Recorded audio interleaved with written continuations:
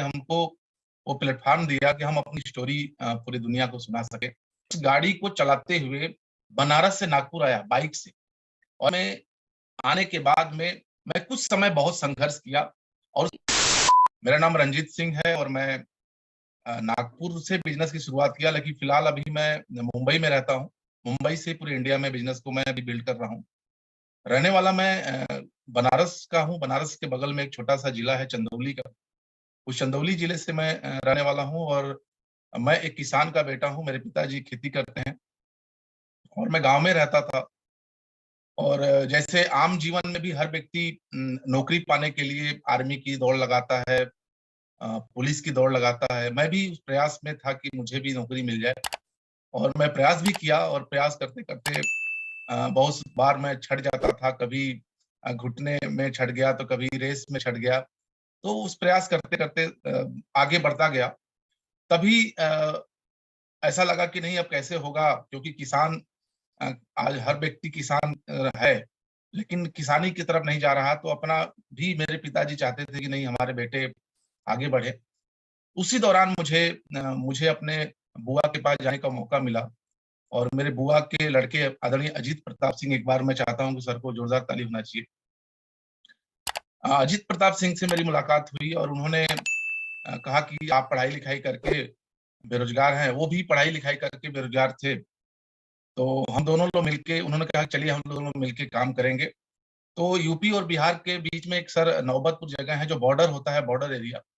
वहां पे हम लोगों ने ट्रांसपोर्ट की शुरुआत की, और ट्रांसपोर्ट की शुरुआत की। वहां जो गाड़ियां आती थी उनके कागज को हम लोग सही करते थे। वहां से सर हमने पैसा कमाना शुरू किया, और धीरे धीरे धीरे हम लोग वहाँ पैसा भी कमाना शुरू कर दिए। लेकिन फिर जो बड़े भैया थे, हमारे बुआ के जो बड़े लड़के थे, उन्होंने कहा कि ये सब पढ़े लिखे लड़के हैं, और वहां अगर हम ये रहेंगे तो ये बिगड़ जाएंगे। फिर उनको किसी दोस्त ने आरसीएम बिजनेस के बारे में बताया, और बताया कि ये बिजनेस बहुत अच्छा है, आप करिए। तो बोले मैं तो नहीं कर सकता, लेकिन हमारे दो भाई हैं, एक मेरा भाई और एक मेरे मामा का लड़का, वो ट्रांसपोर्ट लाइन में है, और मैं चाहता हूँ कि उनको वहां से हम अच्छे कामों में लगाएं।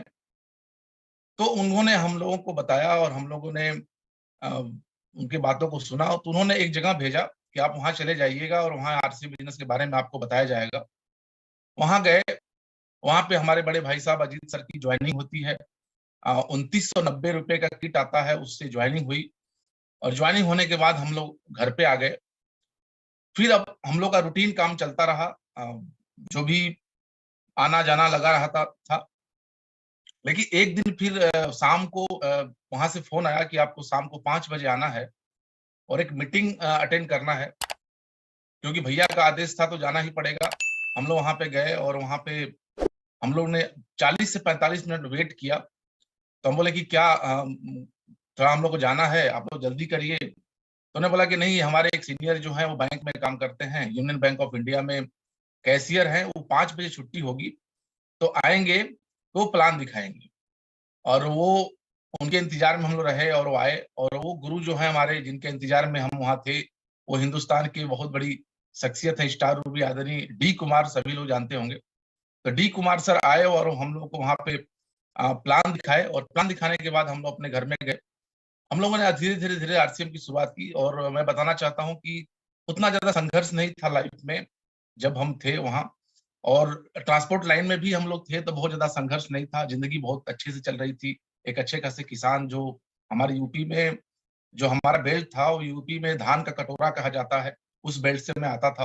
तो बहुत ज्यादा लाइफ में संघर्ष नहीं था, और हम लोग कम उम्र में पैसा भी कमाना शुरू कर दिए थे। लेकिन साथियों, जब हमने आरसीएम की शुरुआत की, और आरसीएम जब डी कुमार सर से मिले और बोले कि ये नौकरी करते हैं यूनियन बैंक ऑफ इंडिया में, ये जब आरसीएम कर सकते तो हम भी कर सकते, तो वहां से हम लोगों ने आरसीएम की शुरुआत की। और उस समय हम लोगों ने अपने पर्सनल अफोर्ट से जो जो हम लोग के परिचय थे, उससे बहुत सारी ज्वाइनिंग हम लोग करा दिए, और जिसके पास जाते थे ज्वाइनिंग कर लेता था, क्योंकि यही बताया गया था कि आपको आरसीएम में ज्वाइन करना है। लेकिन धीरे धीरे धीरे धीरे हम लोग आगे बढ़ते गए। कुछ लोग ज्वाइन करते थे, कुछ लोग नहीं भी करते थे। लेकिन उसी दौरान हमारा बिजनेस हमारे राज्य से अलग नागपुर शहर में गया। जब नागपुर शहर में गया तो वहाँ बिजनेस जब स्टार्ट हुआ, जो धीरे धीरे धीरे स्टार्ट हुआ, और वहाँ पे एक व्यक्ति थे जिसका नाम था इश्तियाक बेग। और उन्होंने कहा कि इस बाद में मैं कुछ समय बहुत संघर्ष किया, और संघर्ष का बहुत बड़ा रिजल्ट मिला।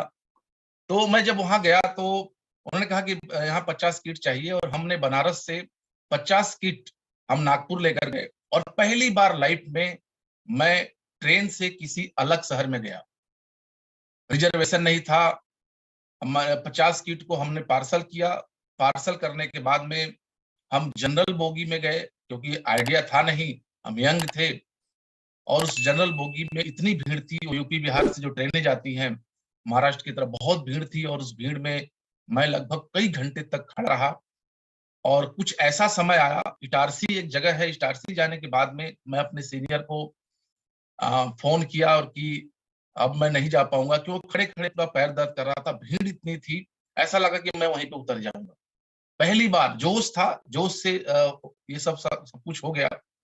वहां गया, वहां जाने के बाद में ज्वाइनिंग होती है, 50-60 ज्वाइनिंग हुई, काम कार्यक्रम स्टार्ट हो गए। धीरे धीरे धीरे मेरा बिजनेस बढ़ने शुरू हो गए, आगे बढ़ता चला गया। फिर एक समय आया कि नहीं, वहां बिजनेस जब बढ़ने लगा तो मेरे अपलाइन ने मुझे सजेस्ट किया कि नहीं, आपको जाके नागपुर में रह के, बड़ा शहर है, आप वहां बड़ा बिजनेस कर सकते हैं। मैं बताना चाहता हूं सर कि मैं जब नागपुर में गया और वहां जब रहना शुरू किया, मेरे लाइफ में बहुत सारे चैलेंजेस हैं। बहुत ज्यादा इनकम नहीं थी, मेरा 1,15,000 का बिजनेस था। उसी टाइम मैं नागपुर में इस बिजनेस को खड़ा करने के लिए गया, एक छोटा सा रूम लिया और वहां काम करना शुरू किया। फिर बोले काम करने के लिए हमको साधन चाहिए, कब हम बस से ऑटो से करेंगे। तो फिर मैंने अपनी गाड़ी जो मैंने यूपी में थी, उस गाड़ी को चलाते हुए बनारस से नागपुर आया बाइक से।